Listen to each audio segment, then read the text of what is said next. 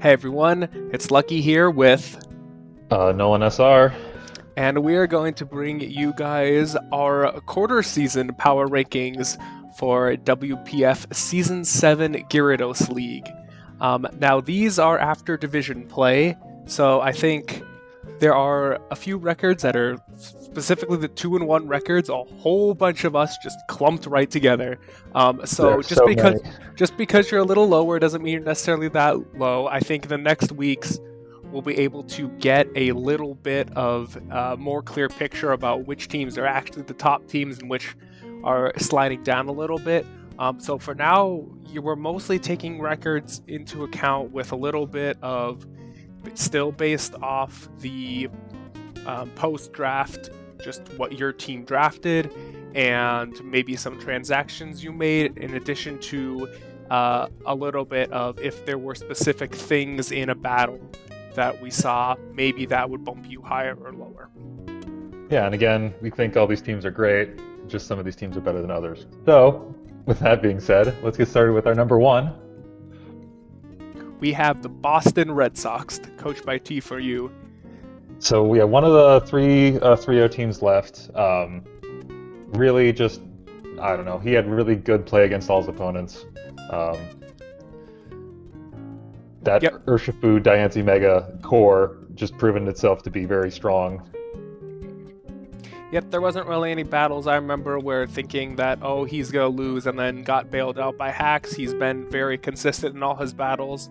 In addition, his team was it was very highly ranked in the post-draft rankings, so we just think a solid team and a solid record. He's overall doing really good this season. And he's been bringing some fun sets too. That Autotomized Weakness Policy, Aegis Slash comes to mind. That I think he had week 1. Yep. So, good team building and good battling. So, And all that together.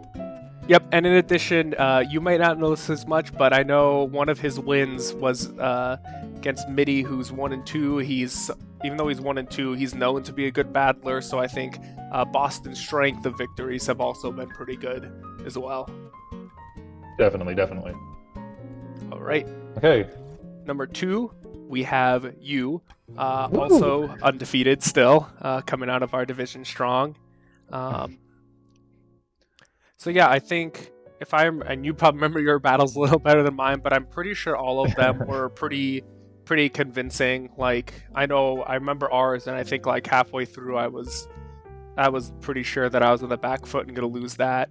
And so yeah, I'm pretty sure your wins were all pretty convincing. I had one Freezing Glare freeze, but I think that got balanced out later in the match. So it's kind of, I don't know. I think yeah, I'm fairly hacks free when it comes to that. Right.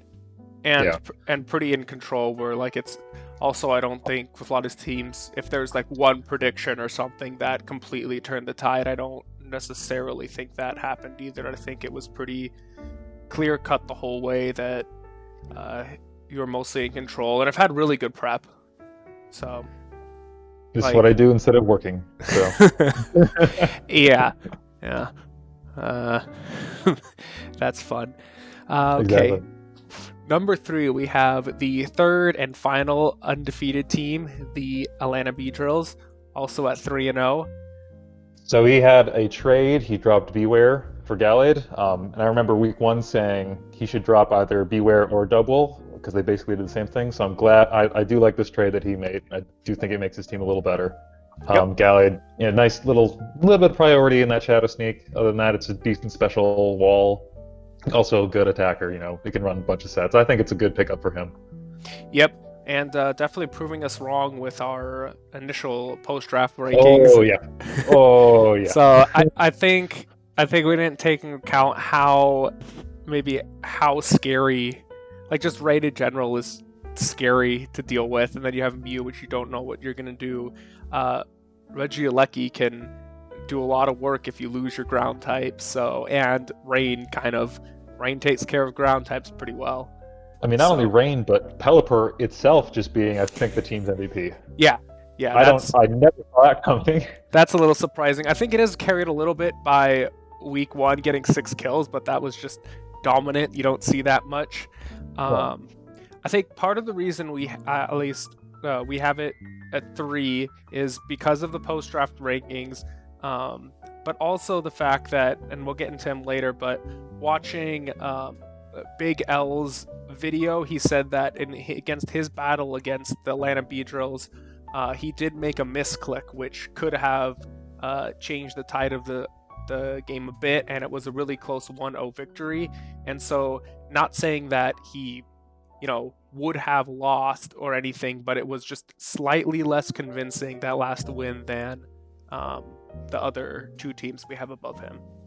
Again, he's still undefeated, so if he keeps this up, he's going to win this thing. So good on him. Okay, number 4, we have you. Now, speaking as the only person who actually beat you, your team is very scary. I've been noticing. So basically, when I went into prep against your team, I was honestly expecting you to go much more like hyper offensive than you were. I mean, you have threats like Garchomp, Coco, Lycanroc, and really how you've been playing is sort of like a balance, much more balanced than I thought you would have, which is a difficult playstyle to beat against, and it's especially in draft league. So you really just your setup sweepers, your Suicune and your Corviknight have really just been, I wouldn't say carrying you, but putting in work. Yeah, definitely not necessarily what you think of as MVP. And again, this is where we're starting to get into the big clump of 2-1 teams. So for now, a lot of these are pretty close. It'll just be little things that may have separated it. So for instance, this team, I mean, again, I'll say this a lot, but post-draft rankings have a lot to do so far when you just know in your division and you can only play people in your division. You don't get to kind of compare yourself against maybe some of the other top teams in the league quite yet. Exactly, yeah. Yeah, but overall, I think you're doing well, especially since we've seen your most recent battle, which we're not including on this. Yes. So, number 5, we have Big L and the Midwest Mawile. So speaking of, I just talked to the Atlanta Beedrills. He had that win or lost in week 3 that he maybe could have won and maybe be at 3-0. But part of the reason we kept him below me is that in week 2 he also had a miss of a Stone Edge onto his Volcarona, which the Volcarona then ended up cleaning up. It was early in the match, so you don't know how things would have gone, and it may have turned out differently, but just there was that little bit of hacks at the beginning. Yeah. But other than that, his other 2 wins were big, I think 5-0s, both of them? No, 4-0s. No, 5-0s, yeah. So both very convincing wins, definitely. And if it had not been for that misclick, he definitely would have been in the 3-0 club, I think. Yep. So, good job giving videos, Big L. You definitely, by doing your videos, have bumped yourself up in the power rankings a bit. Exactly, yeah. So, hey, perks for doing videos and letting us know exactly what you were thinking. Okay. Rank 6. Now, this is where we get, I'll just go ahead and do a quick brief thing. I'll show 7 and 8 as well. This is when we get into the division where all 3 of them are 2-1 and they've all beaten each other. Come on, Metagross division, you have to do something to differentiate yourselves. You're all the same. So the reason we have the order we do is that when looking at the teams, Vegas is the top one because in their win against Tennessee Red Gyarados, which was Big Shane's only loss, he smoked him. And then Big Shane giving ASDF his only loss, smoked him. Whereas Pardus's loss to ASDF was a little bit of a closer loss. Exactly, yeah. So that's, again, this is all very close. It's very tiny minutiae that we have to do to actually differentiate these teams. But yeah, I still do like all 3 of their teams here. And I think any of them could have been in that first spot. We're just going on that record there. Yep, I'm just going to scroll through again, see kind of the teams again. We have 6, 7, and 8. So, and then number 9, we have the last 2-1 team, which is the Warsaw Rapidash. Only lost to Boston, so only lost to a 3-0 team again. Mm-hmm. And we do just have him this low just based on that differential.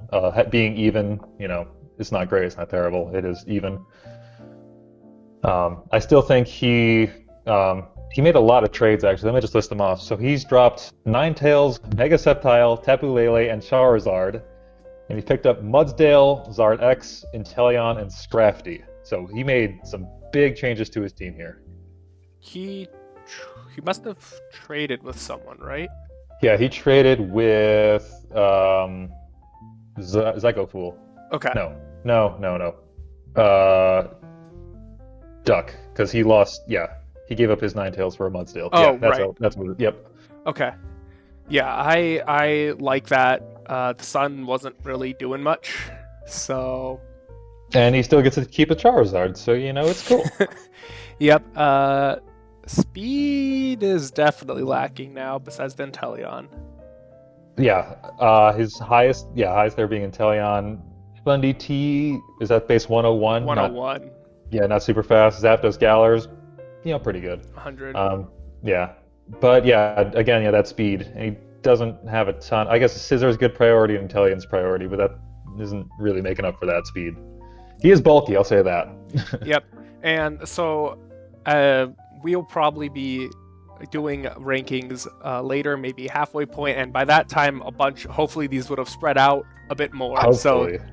So we're not going to have a giant, basically, 1 through 3, the undefeated teams were still a little close, but those were a little more defined order. And then we have 4 through 9 here, which are very interchangeable. That's kind of like the 2-in-1s are kind of a tier to themselves. And it's not always just because we're not doing these purely out of record. However, that's just how they fell earlier in this game. I think so far the league's been pretty hacks free. There haven't been any battles where you're like, this person should have won. Oh, they missed a 90% accurate move or something once at the end of the game. So, Yep. So now, rank 10, we're going into the 1 and 2 teams, and we have Mitty. Now, this team is better than his record would say. I do feel like he still hasn't fully shown what Sand can do in this league. So I'm just kind of waiting on that. Because, his team is still very scary, I think. Yep. And we know he's a good battler. He lost to, his only loss was to, or one of his losses was to Boston. His other one was to Warsaw. And I have to admit, I didn't watch all of these matches. I don't remember them. But I think just based on Warsaw's differential and Mitty's, it was probably a fairly close battle. It was. Oh, you know what? I can pull. I can see what the. I'll just pull up real quick and see what the actual spread was on that, just so I can get accurate information here.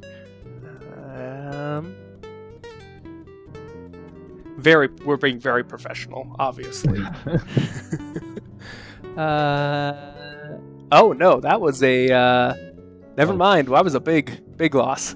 So never mind. Totally ignore me. But yeah, loss to Boston was pretty close. So I guess that's what you got going for it. Yeah. I think once we break out into the conference, I think he's going to start shining a bit more here. Yep. All right. Rank 11. We have Zygofool. Guy from our division, so we both know him decently well. I will say I don't think he's effectively used his Trick Room team yet. Yeah, I think he clicked it once in week 1, and I don't think he used it against either of us. No. So and honestly, if I'm him, based on his team, I think he should be clicking it every single week. He should be leading Hatterene or Porygon 2 and just getting Trick Room up and getting some big sweeps in. Yeah. Because you don't really have the speed to not be doing that. That's all I can. Yeah. And I honestly think that could be a big strategy going forward. I know I talked in my battle about, even though my team is pretty well equipped to deal with most other teams, like it was not the best to deal with Trick Room. Like I have one slow threat, so if he gets Trick Room up, and most of the time when you're building out your teams, you build with speed in mind. Like I'm gonna outspeed my opponent, not I'm gonna outslow them. And so I think the Trick Room can force a lot of interesting prep.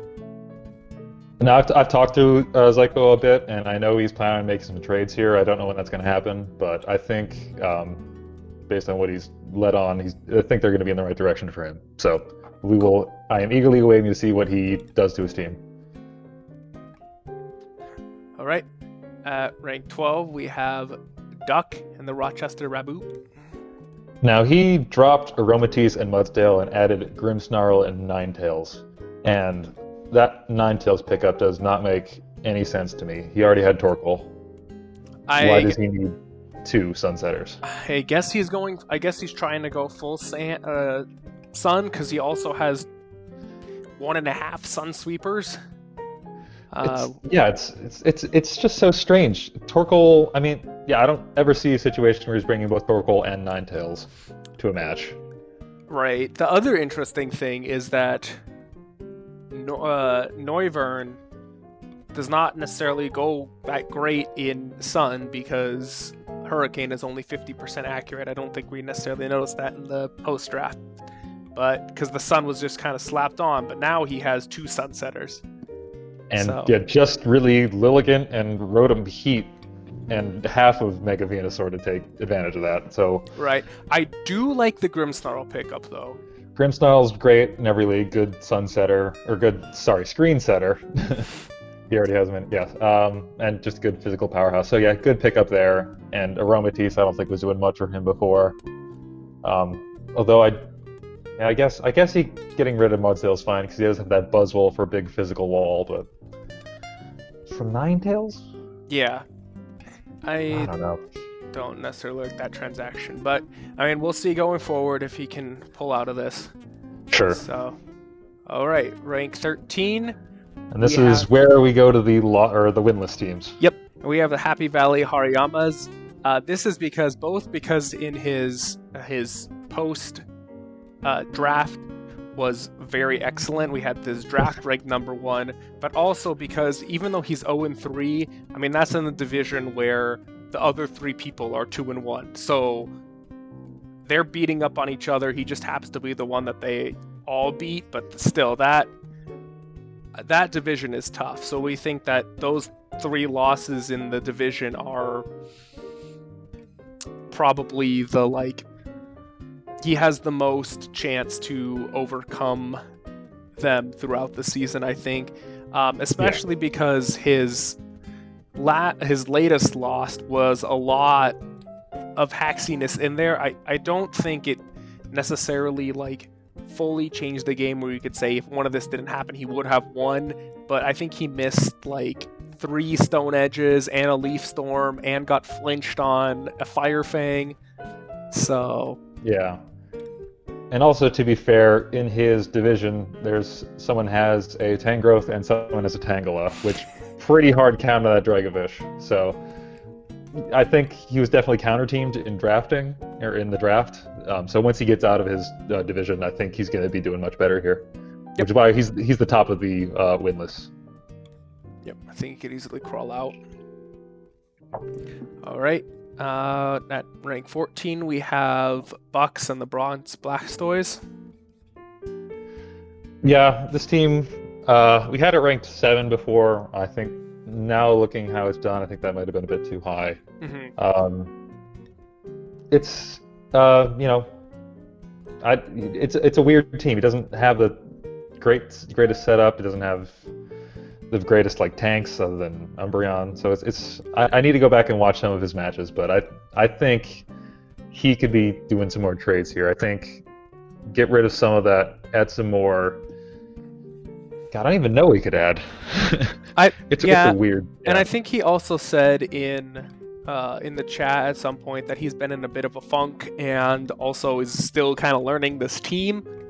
Sure. So I think that's a lot of people that like early in the match, like people have, or in the league, people have an advantage if they're able to quickly adapt to their team that they have, or if you're like me and draft things you've drafted before, it helps out a lot. Already know how to use it, yeah.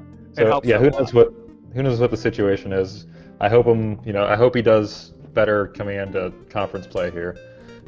He certainly could win. He has some great threats on the team. I just don't think he's fully utilized them yet. Mega Mawile can win games on its own. So I've used it. I think it's disappointing, but whatever.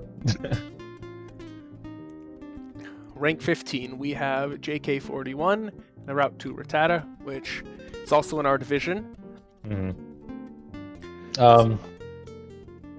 I mean, this team isn't, or actually, I think is not too terrible here.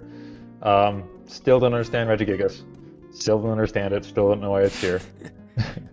Yeah. So. And yeah. Okay, so I talked to him a bit, and we talked about kind of. I know eventually he's probably going to make trades. We talked a bit how he's realized that going all sorts of tier 3s may put him at a disadvantage because, sure, he doesn't necessarily have as many like lower tier mons and weak points, although Regigigas, but he also doesn't have the power to compete with other people. Like when everyone else is bringing potentially bringing 2 tier 1s, a tier 1 mega, and a tier 2. And you're just out there with 4 tier 3s on your team. Yeah. It's not necessarily going to compete as well. And I really don't think Volcanion is honestly worth a tier 1 spot. It's just not fast enough to get those like sweeps off that you really need a tier 1 mon to get you. Right. So, I also don't think any of his matches were particularly close. I think the opponent had been kind of in control most of the match, so yeah. But I think that might have to do with the team. So I think make a couple transactions and learn the team better, do well. I also know that JK is a bit of a slow starter, so we'll see how things go as he goes along. Slow start, huh? Yes. No pun intended, or pun intended. All right, number 16, we have Russia's No Retreat. Now this team was ranked 16 at post-draft, and they haven't done anything playing-wise that's warranted bringing them up. Yeah, I mean, same thing. No real setup sweepers to go along with Ninetales Alola. I don't think he's gotten sticky webs up yet. I've been watching his matches because that might actually help him. I don't think he's done many sticky webs yet. He really likes his Golurk, which I get it. It's probably the best tier, or one of the best tier 5s, but it's still a tier 5. So I don't know why it's coming every week. It seems like. I think. Yeah. Go ahead. He hasn't made any transactions yet, has he? No, he's not. So I think he has good threats. Bulu hits like a train. Zeraora outspeeds darn near everything. So he certainly has the tools, I think, he could to pull off some wins here. But he needs to play or prep a little better, I think, for his matches. Yep. So with that, let's go to the next screen, which shows the final rankings, or that we have after the quarter season rankings. Yeah. So we've done this after 3 weeks of play. Next time, you'll probably see us again in 3 weeks at the halfway point, where hopefully by that time things are a little bit more defined and spread out. I don't think we're going to have a huge clump in the middle there of teams with all the same record. So yeah, ranking you guys was hard. Yeah. And also we'll be in the middle of out of conference play, which is always the fun week because that's the week everyone brings really dumb sets. So it's also very early. So 0-3, while it sucks to start out, that's not the end of the world. I mean, you could do an Aaron Rodgers run the table and come back and be 9-3 and be first in your conference. Likewise, the teams that are 0-3 or 3 and 0. 3-0 could just decide that they're gonna forget how to play Pokemon for 9 weeks. So it's very early, but this is just kind of what we had seen so far. Yeah, and again, that trade deadline is coming up here, so I would encourage teams. Well, I guess not soon, but we do have a trade deadline. So I think if you want to make trades, start thinking about or trying to execute on them now. Really try to patch up those holes in your teams. Hopefully, you'll come out on the other side better. All right, here's the rankings. We will see you guys in 3 weeks to show the mid-season power rankings. See ya.